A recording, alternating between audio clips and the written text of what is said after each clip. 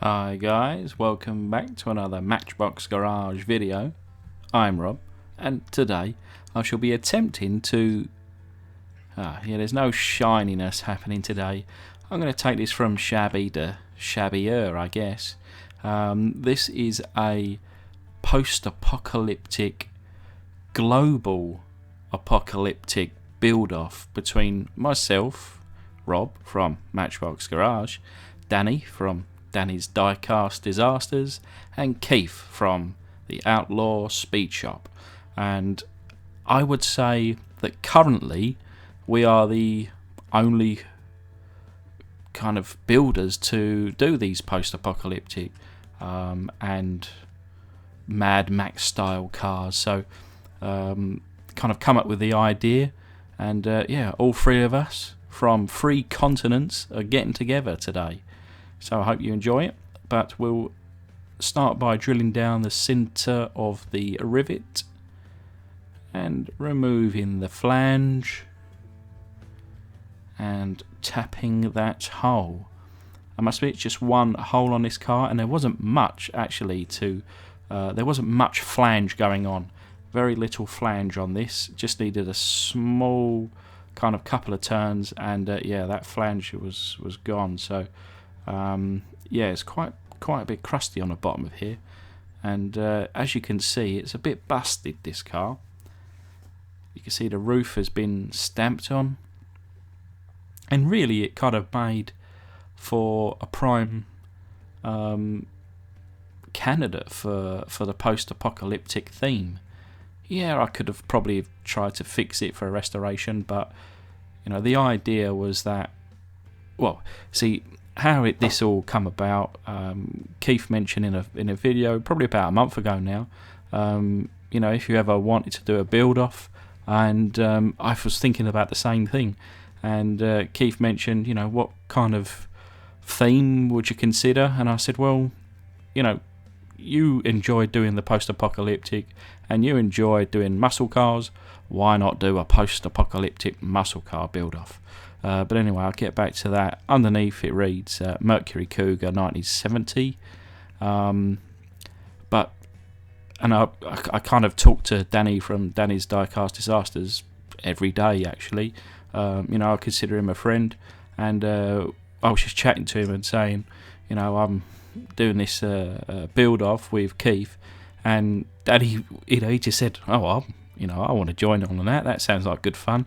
And of course, Keith was up for that, so we're doing a 3-way.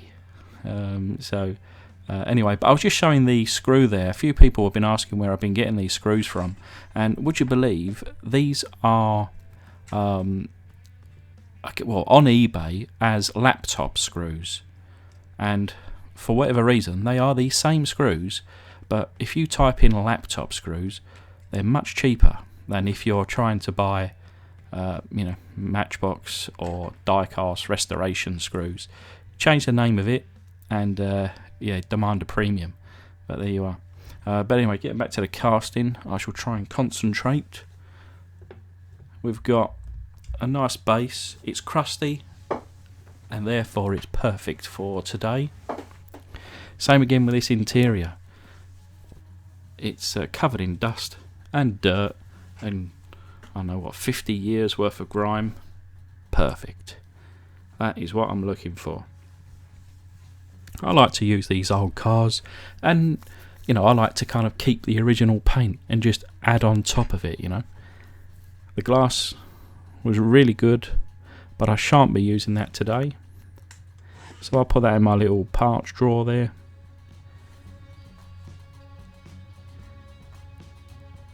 But this car did have some stickers on the side, and I'm going to remove those. And I actually used my brush magic, which I use for cleaning up my airbrush, but it just took off that sticker stuff on the side perfectly. And the roof here, I kind of imagined that, because it didn't need to be perfect, but what I imagined was, being in the post-apocalypse, people may have trampled on top of it, rocks might have fallen on top of it, And the people going forward, just, I don't know, they sat in their seat, rolled their seat back, and then just kind of put their feet up in the air and just booted the roof back up, and thought, yeah, that'll do. They're not into the aesthetics. As long as it keeps the rain out, it keeps the dust out, it keeps them protected. If it's got a few little creases and whatever, then I think that's good enough. But I've now attacked it with my drill and like a little bit on the end here. It's like a metal piece, and I just went around it, just considered where perhaps there'll be some real and true damage over the years, and hit that up, and really liked how that turned out. I wanted kind of like a natural state to it, but I'm just going to cover it in Citadel Nuln Oil, and this gives me a good indication on where the car's going to be going. It'll be getting another kind of coverage later on after some of the rust, but here's the interior. It's covered in dust and dirt, and I'm not even going to clean it off. Obviously my restorations I thoroughly clean with some warm soapy water, get it looking brand new again. But for this, I'm looking for the opposite. I want it to be dusty and crusty and dirty and grimy to suit with the look of this car. To be honest, with the final and end product as it sits next to me, you can't really see the interior, so probably could have just left it and done nothing, but where's the fun in that? I like this Nuln Oil stuff. I used to use it a little bit more often than what I do today. A few people in the comments kind of not put me off, because ultimately it's my cards, and I do what I want to do. But when you get kind of comments, you do take it on board, and you maybe slow up on certain things or change certain ways. I'm here to learn as well as to do, and also hopefully to teach. Some people that perhaps are looking for some ideas or inspiration or how-tos. I've done, I think, 60 or 70 of these cars now, so of course I've learned along the way. I certainly don't claim to be as good as some others, but I think for the most part I do okay and I enjoy it. And probably 95% of my feedback is positive. But, the 5%, well, I'll keep trying.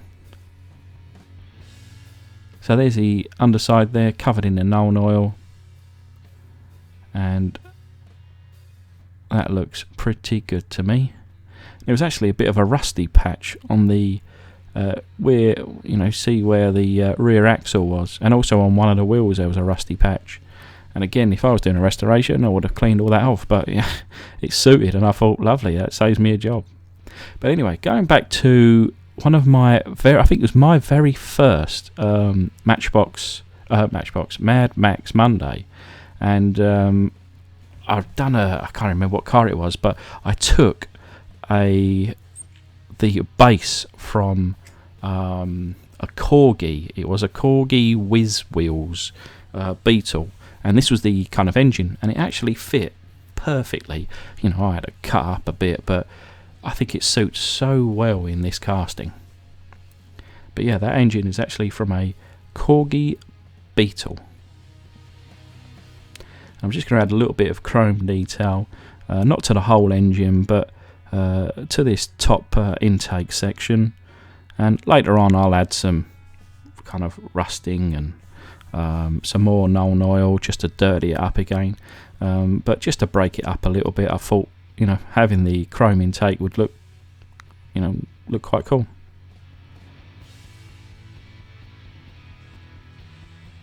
Being in the post-apocalypse, I guess people would just grab whatever, different colour parts, different finishes, you know, with no real care or consideration whether it matches. Just, you know, if it works, and especially in this case, if it improved power, get it on. I also get many questions on how I do the lights, and I use, you can see for the most part, I use paint pens, or I'll use toothpicks. So I kind of give a little dab of paint on the toothpick, and then put it onto a surface. Just so happens I use the lid,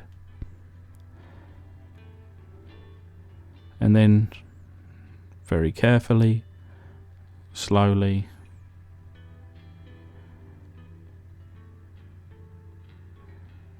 add it onto the headlights. Give a little stab, and then move on. You do have to have a steady hand for this. I don't have the steadiest of hands. I think again I do okay. There's one or two in the comment section that you know those types that say that it's not perfect. There's a tiny little bit that went over, or a tiny little bit that wasn't done. 99, you know, those that want 100% and 99% is not good enough. But even if they're negative people and still watch my video, I don't mind. As a YouTuber, and that's what I consider myself, you know, I'm a modeler, but a YouTuber, you have to have a thick skin for this kind of thing, because, you know, we do get some abuse, and some people react to it, but I personally, I just laugh it off and ignore and move on. But anyway, we've got some Vallejo pigments, and they cost a load of money actually. But what I want to do is create some rusty patches on this car. And I don't know if I learned this from somebody else, but I feel like I stumbled across this by accident recently with some super glue and some of my baking powder, and it looked like, other than the colour, it looked like the perfect consistency or feel and touch of rust. So right here, this is the first time I've ever done this. I haven't even practiced or done it on any other part. I just added a bit of super glue, and you know, I'm just reaching for a brush, and then I'm going to add this pigment directly to the wet little droplets of super glue. And like I say, right now, as I'm doing this, I have no idea whether this is going to work. I have no idea if this is going to look good. But I'm using loads of this pigment, and I'm just dabbing it on like this, hoping for the best. And that's the good thing. That's actually what I enjoy probably most about the Mad Max or post-apocalyptic cars. There's no right or wrong.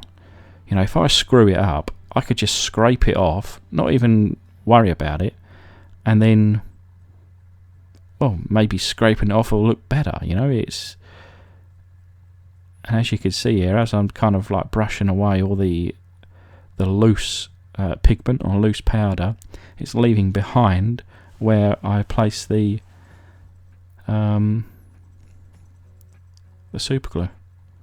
So I'm kind of, you know, I do these voiceovers in generally one take, and I kind of re-watch the video and at the same time as you, and then kind of, you know, I remember things and I just think, yeah, that was a good one, that looks pretty cool, and it actually has a real texture to it. And looking at the final, and now that it's all fully dry for the last 24 hours, if I ask somebody, you know, is that real rust, I bet you they would say, yeah, that looks like real rust. It looks like it, it feels like it, and I'm happy with that. So now I've gone over the whole car, and you know, just kind of highlighting this, maybe this one little bit. You can see that it's raised, you can see that it's got some texture there, and it is perfect coloration as well. Really, really happy how that come out. And you can go overboard with rust, but I felt like I just, you know, put enough on. So I just covered the rear lights there, just the red, with the red paint pen.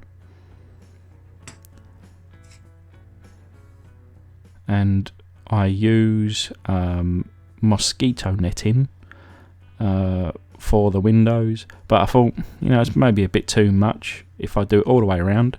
So I've got this soda can, and I'm gonna cover the inside with the soda can on the rear window and rear quarters, and then yeah, so the fronts have got the mosquito netting, and then again just kind of added a little bit of that rusty pigment powder.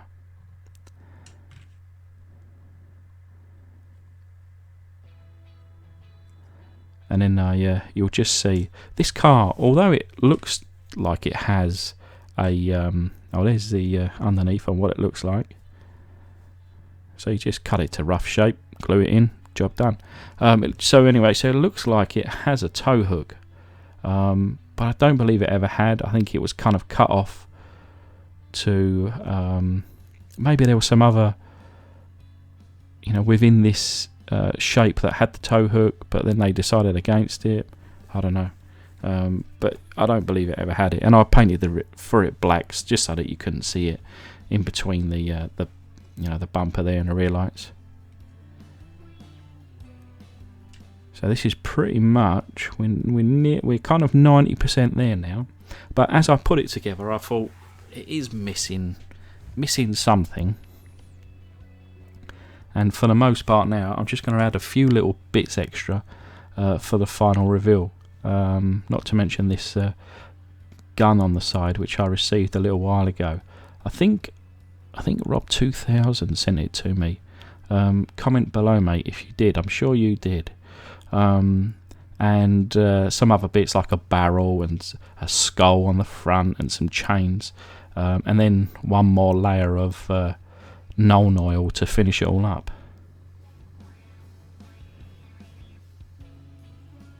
But anyway, as a reminder of what she looked like. And this is the result. So you can see the skull on the front. I like to add a little bit of, you know, red paint, a bit of fake blood, maybe mowed down a couple of people there, a chain also down at the front. Of course we got the great big gun on the side. You don't want to mess with this guy. Actually this some wheel guards, and you can see I actually used a paperclip, would you believe, and glued those on the side, which I learned from Danny in one of his previous videos. So you got the barrel on the back, you know, you don't want to be going through the wastelands without extra fuel, and it's chained on over the back. And you can see from this side a lot of that kind of detail in the rust, etc. I'd say out of all of my post-apocalyptic cars, this one's my favourite. But anyway, I just want to thank my patrons, and remember to check down in the descriptions below of Danny's and Keith's videos and channels, and just want to say thank you everyone for watching.